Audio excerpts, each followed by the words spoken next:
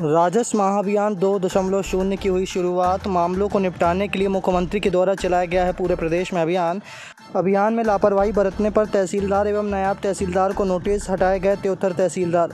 बता दें, पूरे प्रदेश में निरंतर राजस्व मामलों को निपटाने के उद्देश्य से मुख्यमंत्री मोहन यादव के द्वारा राजस्व महाअभियान 2 का शुरुआत की गई है। आदेश का सख्ती से पालन हो, जिसके लिए रीवा कलेक्टर प्रतिभा पाल निरंतर अधिकारियों की बैठक लेने के साथ साथ क्षेत्र का भ्रमण भी कर रही हैं। राजस्व महाअभियान 2 की शुरुआत में ही कलेक्टर रीवा ने लापरवाहों पर बड़ा एक्शन लिया है। अभियान के शुरुआती दौर में ही कलेक्टर प्रतिभा पाल ने 4 तहसीलदारों को, 3 नायब तहसीलदारों को नोटिस थमा दिया है। वहीं 73 तहसीलदार को हटाकर भू अभिलेख में संलग्न कर दिया है। राजस्व मामलों में निरंतर हो रही लापरवाही का नतीजा है कि सबसे ज़्यादा जिले में राजस्व के मामले ठंडे बस्ते में पड़े हुए हैं। अभियान की शुरुआत होने के बाद यहां तहसीलदारों पर कार्रवाई की गाज गिरी है, तो वहीं रीवा जिले के त्योथर के 18 पटवारी, मनगामा, रायपुर, कचलियान के 16 पटवारियों को नोटिस थमा दिया गया है। इसके साथ ही 1 दिन का वेतन रोकने के भी निर्देश जारी किए गए हैं। त्योथर, मनगामा के बाद आज रीवा कलेक्ट्रेट कार्यालय में रीवा गोविंदगढ़ गुड़ की भी आज समीक्षा बैठक ली गई है। राजस्व महाअभियान को लेकर के राजस्व में कुछ बिंदुओं को चिन्हित किया गया है, कुछ सेवाओं को चिन्हित किया गया है, जिनमें या तो पुराने प्रकरण हो या नई कोई डिमांड्स आ रही हैं। इन सभी को हम लोग इस 45 दिन के अभियान में शुरू करें। ये अभियान कल से शुरू हुआ है और इसमें जो मुख्य बिंदु हैं वो एक तो राजस्व का जो कोर्ट के केसेस हैं उनका निराकरण टाइम लिमिट में हो, चाहे वो नामांतरण के केसेस हैं या बंटवारे के हैं, सीमांकन के केसेस हैं। इसके अलावा प्रधानमंत्री किसान सम्मान योजना है और उसमें भी कई सारे हितग्राही अपने यहाँ रीवा जिले में लगभग 8 से 9 हजार अभी भी ऐसे हैं जिनका ई-केवाईसी जिन्होंने नहीं कराया है या फिर अपना एनपीसीआई से लिंकेज नहीं कराया बैंक से, इस कारण से उनको इस योजना का लाभ नहीं मिल रहा है। तो ऐसे लोगों को हम लोगों ने आउटरीच करने का भी प्रयास कर रहे हैं कि ऐसे सभी लोगों का एक बार अगर अकाउंट का ई-केवाईसी हो जाएगा तो उनको जो किसान सम्मान की निधि की राशि मिलती है वो लगातार मिलती रहेगी।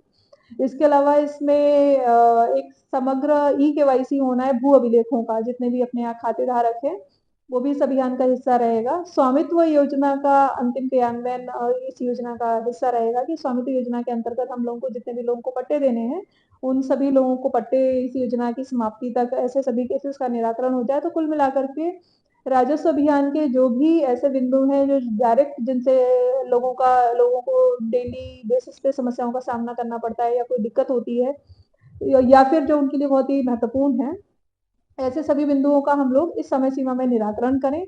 इस संबंध में हम लोगों ने सभी तहसीलों की ये उचित समझा कि पटवारियों तक सभी को प्रशिक्षण भी एक तरीके से हो जाएगा और एक रिव्यू भी हो जाता है जिसमें सभी को ये बता दिया जाए कि आने वाले 45 दिन में उनको क्या काम करना है, कैसे काम करना है और ये इस समय सर्वोच्च प्राथमिकता का एक अभियान है और इसमें अगर कोई भी लावाली करेगा तो ऐसे लोगों के खिलाफ हम लोग सख्त कार्रवाई भी करेंगे। कुल मिलाकर के रेवेन्यू से संबंधित कोई भी दिक्कत लोगों को फील्ड पर ना आए, इसका प्रयास इस अभियान के माध्यम से किया जाएगा।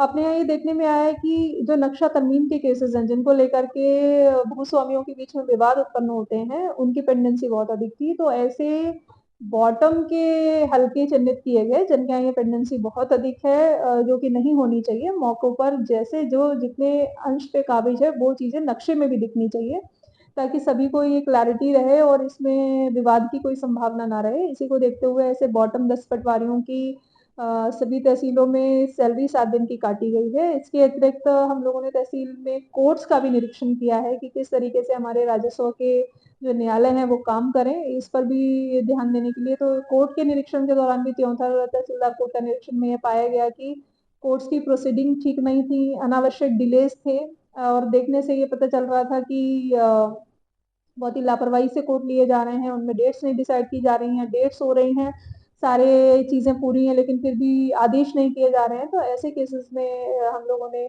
संबंधित तहसीलदार को हटाकर उनकी डी भी इंस्टीट्यूट की है, उनकी जांच भी की जाएगी।